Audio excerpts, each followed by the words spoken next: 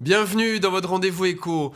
Aujourd'hui, on va vous parler de la santé et de la révolution de l'intelligence artificielle qui va bouleverser justement la médecine dans les années à venir. Mais dans quelle mesure et surtout de quelle manière cela va-t-il vraiment améliorer par exemple le suivi des patients?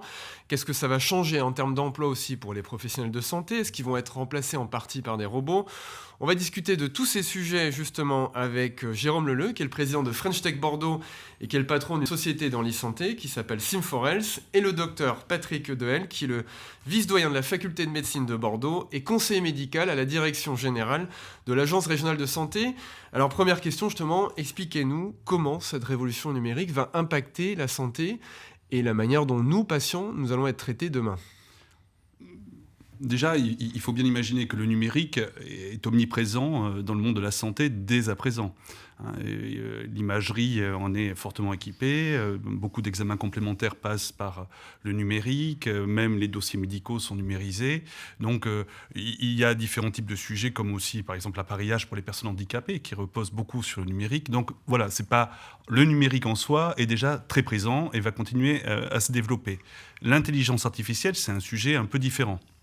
C'est vraiment une nouvelle approche qui est en train de connaître un essor très important et qui va apporter probablement une vraie amélioration à différents niveaux pour les soins, pour les patients, mais également pour les praticiens. Alors moi, je tiens juste à vous rassurer d'emblée, parce que je vous ai écouté annoncer le sujet, il n'est pas question de remplacer les médecins. À aucun moment, l'intelligence artificielle ne remplacera l'humain dans le soin.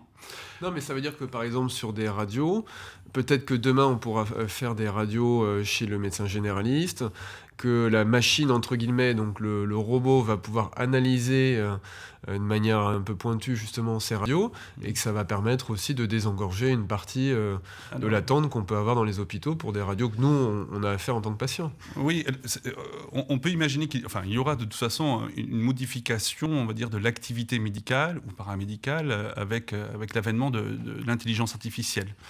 Est-ce que ça va réorganiser un petit peu le lien entre les soignants? Donc, comme vous l'indiquiez à l'instant, oui, probablement. C'est-à-dire qu'un médecin traitant, voire des paramédicaux, pourront peut-être faire une partie de l'acte avec une télétransmission après. L'intelligence artificielle commencera à interpréter les données, mais derrière, il y aura un avis d'expert probablement aussi. Donc, il va y avoir peut-être une sorte de facilitation des délégations de compétences grâce à l'intelligence artificielle. Mais l'intelligence artificielle, c'est surtout déjà un diagnostic amélioré. C'est ça aussi l'intelligence artificielle. C'est vraiment un copilotage du médecin expert. Alors ça va nous permettre de détecter plus facilement des choses qu'on ne voit pas forcément à l'œil nu, et oui, puis d'améliorer évidemment le suivi de certaines maladies. C'est ça, c'est l'enjeu. C'est-à-dire que dans l'intelligence artificielle, il y a tout un domaine qui consiste à améliorer effectivement le diagnostic fait par les praticiens. Il y a des études qui ont montré que les praticiens sont très forts, mais les praticiens avec intelligence artificielle sont encore meilleurs. Voilà, c'est vraiment c'est l'objet de l'intelligence artificielle, en tout cas pour l'aide au diagnostic, ou même dans un domaine un peu plus éloigné, l'aide au pronostic évolutif. On pourra plus précocement avoir des idées sur l'évolution d'une maladie donnée.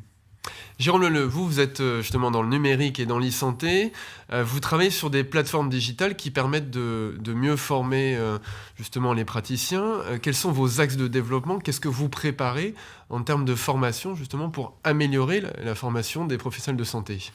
Le professeur Dehelle en a parlé en quelques mots. Je pense la relation des patients, des Français même par rapport à la technologie. Il y a une dernière étude qui est sortie qui montre que 78% des Français ne font pas confiance à une prise en charge complète et automatisée par l'intelligence artificielle. Ça ne veut pas dire qu'ils sont contre ces évolutions, mais d'avoir le concours et la participation de l'ensemble des acteurs, notamment donc des pôles de santé, qui vont être capables d'accompagner le patient. Ça, c'est un premier point. Le deuxième point, c'est que dans la formation, vous l'avez cité, on a des principes éthiques qui sont notamment portés par la Haute Autorité de Santé, qui est jamais la première fois sur le patient.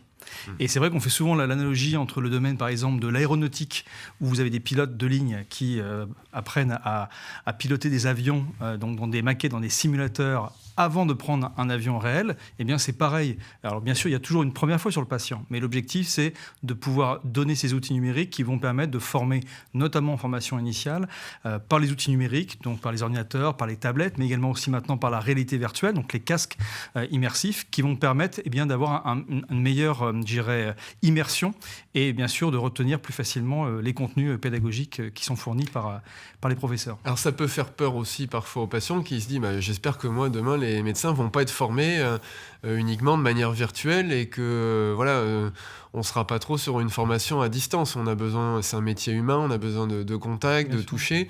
Qu'est-ce que vous répondez à ceux qui s'inquiètent par rapport à ça? Mais je pense que ce soit l'intelligence artificielle, la réalité virtuelle, tout ce qui va être numérique, il y a vraiment une démarche de pédagogie à développer auprès des patients. C'est également le cas aujourd'hui au niveau des pôles de santé. Tous les événements, je pense notamment les congrès médicaux, les sociétés savantes, forment de plus en plus sur l'intérêt de l'intelligence artificielle et comment les médecins, l'ensemble des acteurs, les fonctions paramédicales vont être en capacité de pouvoir intégrer ces technologies. C'est également le cas pour les patients qui souhaitent aujourd'hui mieux comprendre cette approche. Pour moi, il n'y a pas de débat, c'est-à-dire que ça ne va pas remplacer le médecin. On parlait souvent des fois, par exemple, le radiologue, vous l'avez cité tout à l'heure. Ce qu'attend le patient, que ce soit dans sa formation ou dans sa pratique clinique, c'est de pouvoir avoir une information qui va être augmentée. Augmentée au sens, le médecin, avec son expérience, son empathie, parce que ça c'est aussi un élément important, l'empathie du professionnel de santé, de bien connaître le contexte du patient, sa famille, peut-être son parcours de vie. Ça, ce sont des éléments que les patients ont envie d'avoir. Par contre, l'analyse de radio qui va demander un calcul, on va dire, informatique qu'aucune personne humaine ne sera capable de battre, et ça n'a aucun intérêt de les comparer. Ça doit être un élément complémentaire. Par contre, l'IA, elle n'a pas ce qu'on appelle la transversalité au niveau intellectuel. C'est-à-dire que quand j'ai une information, je peux, moi, en tant que professionnel de santé, l'analyser avec tous les paramètres humains, d'empathie que j'évoquais. Et ça, l'IA, on est encore très, très loin. Alors justement, pour le radiologue, qu'est-ce que ça va changer? On sait que, de manière générale, quel que soit le secteur d'activité, avec la montée en puissance de l'intelligence artificielle dans les années à venir, il y a un certain nombre de métiers qui vont, quelques-uns vont disparaître, la plupart vont évoluer. Le métier aussi, évidemment, de médecin, de chirurgien va évoluer avec l'intelligence artificielle. Mais qu'est-ce qui va changer concrètement? Alors, si vous prenez l'exemple du radiologue, je pense que vous n'allez pas leur faire plaisir si vous leur dites qu'ils ne sont là que pour interpréter ou analyser des clichés. Ce n'est pas du tout le métier de radiologue. Un radiologue, il interprète les clichés en fonction des données contextuelles du patient. Et même avec l'intelligence artificielle, il sera toujours amené à faire cette tâche-là. Il annonce un diagnostic, il oriente un patient, il pratique des gestes thérapeutiques même propres. Donc, je veux dire, c'est sur certaines tâches de radiologie que l'intelligence artificielle a déjà démontré une efficacité redoutable lorsqu'elle est associée, encore une fois, à la vie humaine. Ça va continuer et ça va permettre aux radiologues peut-être d'avoir plus de temps, justement, pour assumer de nouvelles tâches. Il est clair que, de toute façon, ça va modifier les compétences métiers au fur et à mesure. Et même, je dirais, le cadre légal d'exercice va devoir suivre ce mouvement. Je parlais tout à l'heure des délégations de compétences qui pourront se faire entre praticiens ou avec des paramédicaux. Là, ça va être autre chose. Peut-être que le radiologue va pouvoir effectuer justement d'autres tâches plus humaines ou directement en lien avec son métier technique aussi, très, pour l'instant en tout cas, uniquement pratiqué par ce type de professionnel. Parce que l'intelligence artificielle sera là pour les tâches répétitives et permettra de gagner du temps. Je reviens, si vous me le permettez, sur la formation. Vous vous inquiétez tout à l'heure des patients qui pourraient se dire mais si j'ai que des étudiants qui sont formés par de l'intelligence artificielle ou des nouvelles technologies, est-ce qu'ils vont être réellement humains? Alors, à l'heure actuelle, vous le savez, il y a un vrai problème en France, c'est que nos étudiants sont essentiellement accompagnés sur l'apprentissage des connaissances, avec un examen d'entrée très dur, un examen final que les étudiants de Bordeaux viennent de passer, comme la France entière la semaine dernière, très dur aussi, mais basé que sur les connaissances. Et on n'est pas du tout dans l'apprentissage des compétences. Or, les nouvelles technologies... Alors on sait qu'évidemment, il faut avoir beaucoup de psychologie dans ces métiers, et c'est ce qu'on reproche aussi parfois. Absolument, mais c'est un reproche que l'on entend et que l'on constate. Je veux dire, je ne pourrais pas vous dire le contraire. Et justement, nous, on a très envie... Alors, il y a des réformes des études médicales qui sont en cours, qui vont faire une place un peu plus importante à l'apprentissage des compétences. L'apprentissage des compétences, ça nécessite beaucoup de temps, de tutorer, d'accompagner les étudiants en stage, mais les stages, on n'en a pas des masses, on n'en a pas des centaines. Et par exemple, vous savez que le numerus clausus va augmenter, on va essayer de former plus de professionnels de santé, et là, les outils numériques, la réalité virtuelle, les jeux sérieux vont nous aider à améliorer notre formation des étudiants par rapport aux compétences qu'ils doivent acquérir pendant leur 2e cycle et 3e cycle des études médicales.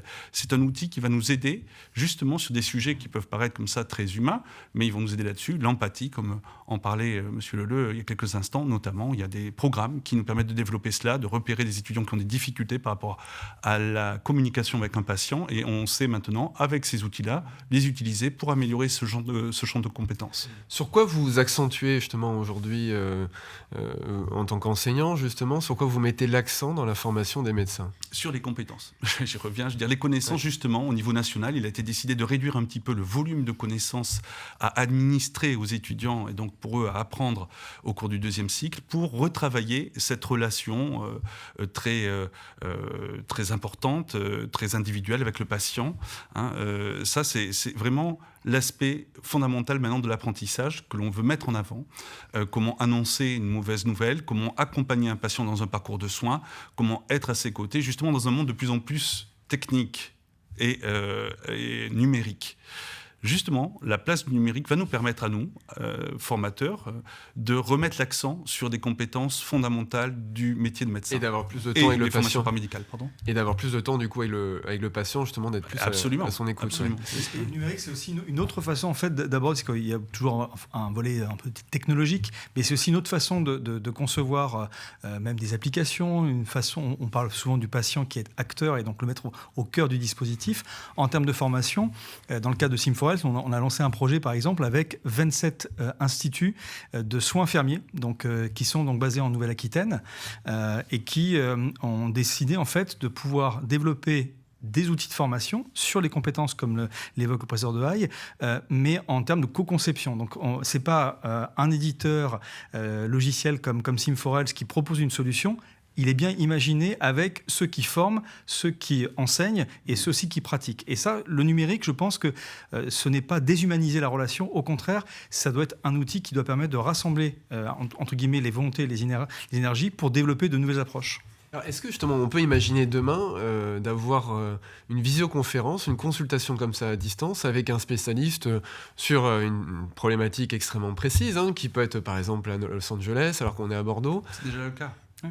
C'est déjà le cas. Mais est-ce que ça va se développer? Ça se développe pour plusieurs raisons. Est-ce que la Sécu va rembourser ça? Mais c'est déjà le cas. C'est entré dans le droit commun. Les téléconsultations ont une clé de remboursement, les téléexpertises aussi.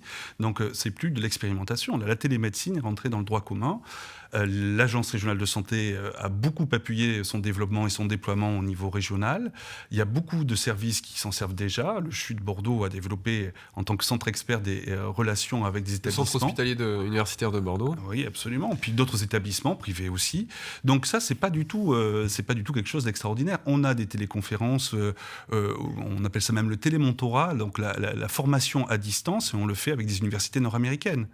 Donc ça, c'est déjà aujourd'hui. Mais pour le patient, ce qui est très intéressant pour lui, c'est qu'avec la télémédecine, les téléconsultations, la téléexpertise, on va pouvoir apporter des compétences dans des territoires de santé qui sont peut-être sous-denses à l'heure actuelle.